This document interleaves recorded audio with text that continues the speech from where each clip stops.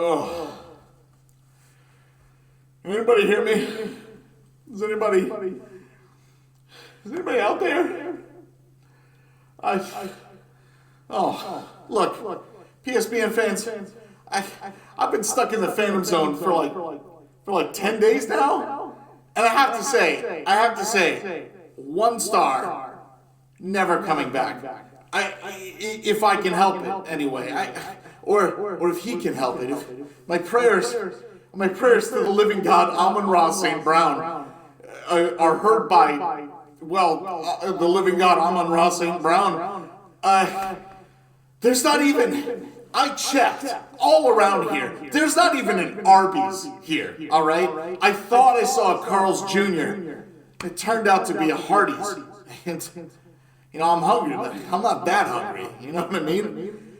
I wonder how the PSBN staff are getting along with old Sike Manders at the helm. Bet they're all doing fine, right? They're professionals.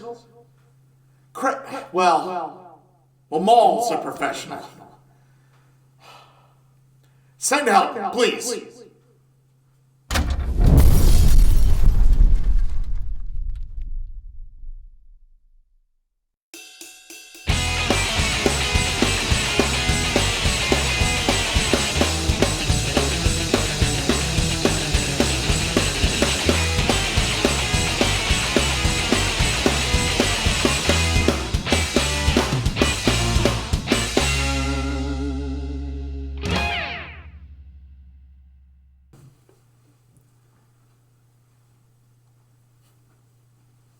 Good evening, Pretend Football faithful, and welcome to another episode of Pretend Football.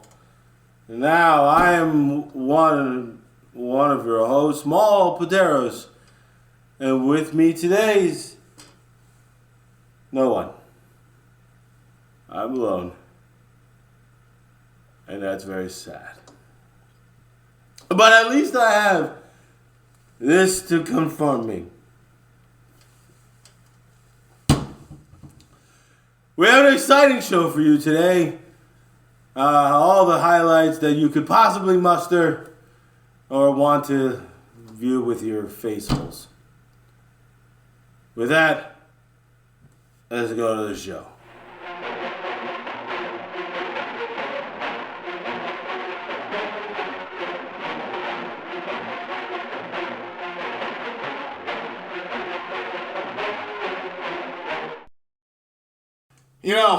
For some reason, while I can't find food or water, passable food anyway, I can still check the scores and rip into a game right here in my awful glass prison. Have I mentioned that I'm fucking trapped in another dimension? Call the Ghostbusters, call them the fake cartoon ones, the ones with the gorilla. They didn't have the license. They had to call them the real Ghostbusters. Send them. Send the fucking Silverhawks. Send someone. Okay. Hold on. Look, I'm a professional, right? I'm Sike Manders. I'm a handsome broadcasting sportsman. I don't go slowly mad on camera, right? Okay, look, it's Sike Scalpel. It's time for Sike Scalpel. This week, we focus on the merry green fields of the newly Christian Dr. Fong's Locksmith in a Bottle Stadium, where the keys to victory look to put the stanky pankies back behind bars, where honestly they belong. Coach Keys ordered his team to take the line, and efforts were led by Christian Go Jesus McCaffrey, who earned a pious 21.2 points. Tua top-tier Tago Vailoa rumbled onto the boards with 12.5 points. Excellent trade. Great name stock. Where was the rest of the team? They were dead silent. Just staring into space like they were the ones trapped in the Phantom Zone. Wake up, fellas. Your team is getting annihilated. Mike Blind Boy Evans led the Bench Blues Opera with 17.2 points. Darrell Bad Bones Henderson Jr. managed, he just moaned out 13.1 points. Ugh, disgusting. Jalen, the jailbird Warren, played the bench blues muted trumpet. He joined in with the symphony with 9.6 points. Ouch. Pine, needless to say, was scorching hot. Now, Coach Adesso, who I'm told by the various flying demons that circle around my glass prison and scream at me, whipped off his trench coat in full view of the PSBN cameras to lead the charge. And he put out inappropriate Lamar Jackson, who scored 37.45 points. Incredible. He was followed up by Travis, Mr. Swift-Kels, who scored 29.9 points. And Puka, possibly ultimate name stock, Puka Nakua, with 20.4 points. The beating continued. Morale did not improve. I could go over the rest, but come on.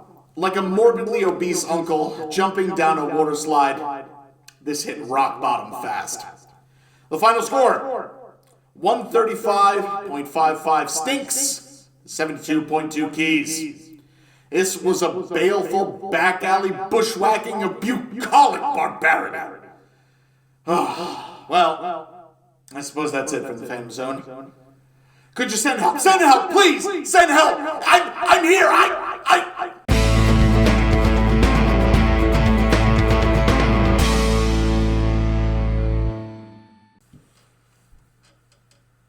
Now, we don't typically do comedy here at PSBN. We stick to the facts. And the facts of this matchup are enough to force this last bit of Gouda juice back up my esophagus. In what must be considered a race to the bottom, Coach Eric Menzie and you're still on mute, travel to Cincinnati to face off against the Beast and the sexy boys that make up the Heartbreak. The home squad was led by rookie standout Jordan Super Kick Addison and a massive 28.8 points. Jalen Tush Push Hurts, say that 4 times fast, also beat his projection with an awesome 26.05. Now, handsome Romeo Dobbs pitched in another 10. The rest of the squad was partially, mostly wasted on Gouda juice, I suppose. Same. So the Mutes were certainly going to be able to score more than those players, right? Bold choices were made at every roster slot. Quarterback, who needs one? I'll play Sam Darnold, who's not even on an NFL roster anymore. Wide receiver? Nah, it's too easy. Why, I'll start DK Metcalf, who also did not play football this week. Truly, this was a mediocre masterpiece of minuscule mutes. Somehow, life found a way. Just not on Coach Menzie's roster. The team that played players beats the team playing the roster of the University of the Blind and Deaf. Even my buddy Sike, taken from us far too soon, has seen better pretend football on the other side. Here's where I would pour one out for my buddy. But, Coach Eric, this Gouda juice is for you. You're a real man of genius. Heartbreak. Top 2 players, 54.85. To Mutes, 50.6. Yuck. I'm going to go throw up.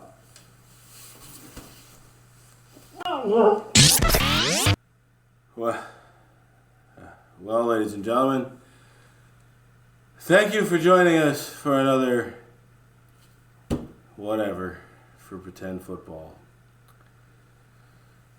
You know,